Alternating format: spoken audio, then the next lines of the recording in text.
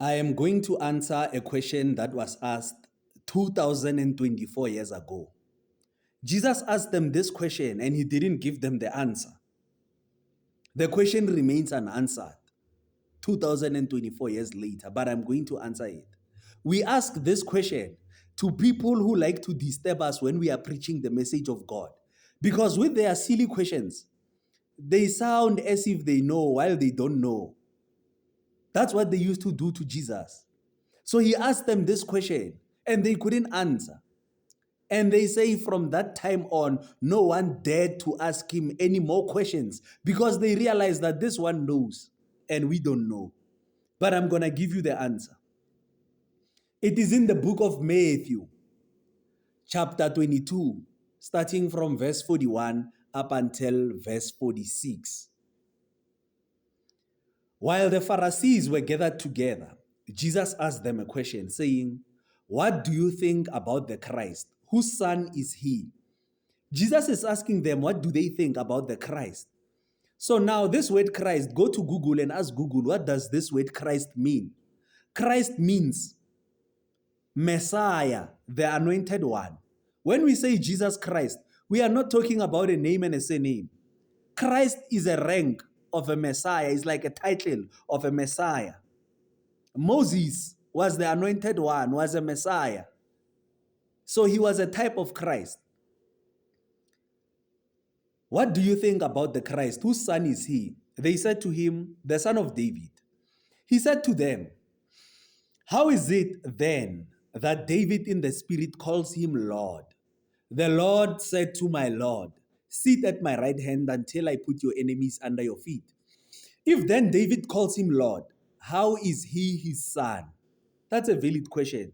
How can the Messiah be the son of David and David would call him Lord? You know, even if you can become the president, your father will never call you Lord. You can be a lawyer, you can be a doctor, you remain a son to your father. But David is busy calling the Messiah Lord because the Messiah is not his son. He's not the son of David. He asked them this question and the Pharisees were puzzled. They couldn't answer. And no one was able to answer him a word. Nor from that day did anyone dare to ask him any more questions. You who say the Messiah is the son of David, what are you talking about? Hebrews 5, verse 5. I'm going to give you the answer today. In the same way, Christ did not take on himself the glory of being a high priest. But God said to him, you are my son. Today I have become your father. Today I have become your father. That means yesterday he was not. It starts today. They said, today I have become. It means yesterday he was not. Hebrews 1 verse 5. For to which of the angels did God ever say, you are my son, today I have become your father? Or again, I will be his father and he will be my son. Will be. Future. He will be my son in future. That means yesterday he was not. Matthew 1 verse 1 and Mark 1 verse 1. I need you to have two Bibles in front of you. Two Bibles. One on the left, one on the right. Because we are going to read these two verses simultaneously. Matthew 1 verse 1 and Mark 1 verse 1. Because the placement of these verses was done deliberately so that we can be able to differentiate between these two people.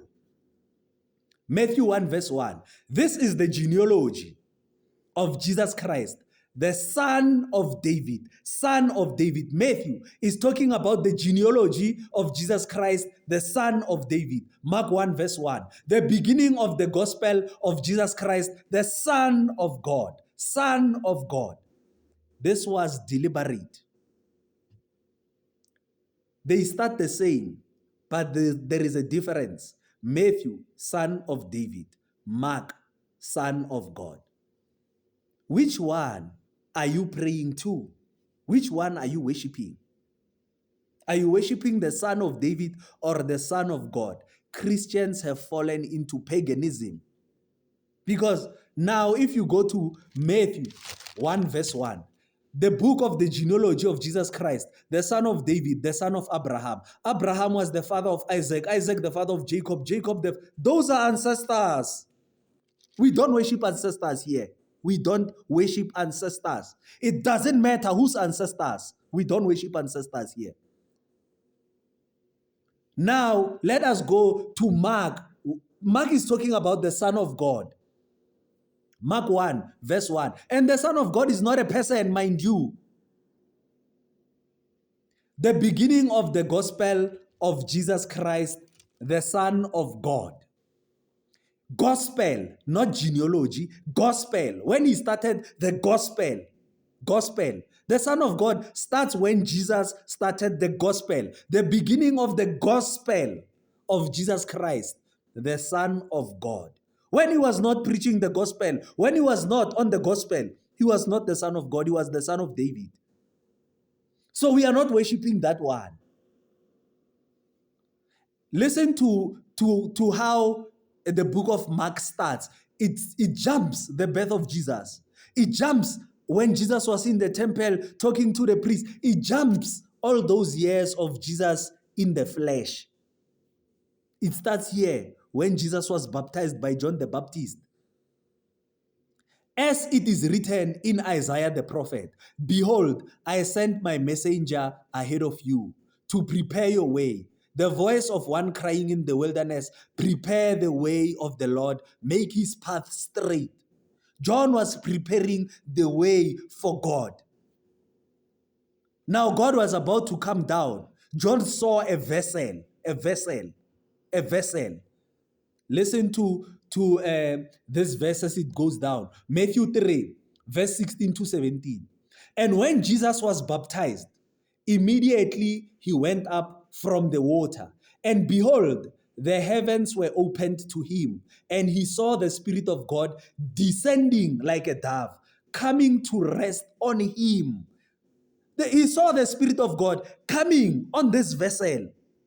That was the Son of David. But the Spirit of God, the Son of God now, is coming to rest on this vessel. And behold, a voice from heaven said, this is my beloved Son, with whom I am well pleased. When Jesus was 30 years old, that is when this verse says, today I have become your Father. When Jesus was 30 years old, not when he was younger.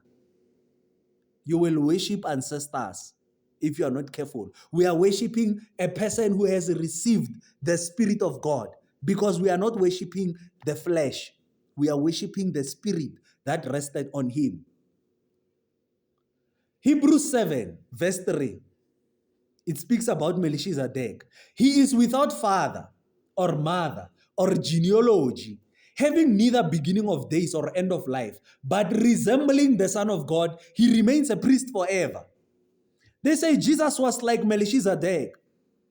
They say he's without father or without mother, without genealogy. That's why when you go to the book of Mark, they don't count his ancestors. They don't tell us about his genealogy, because that is ancestral worship.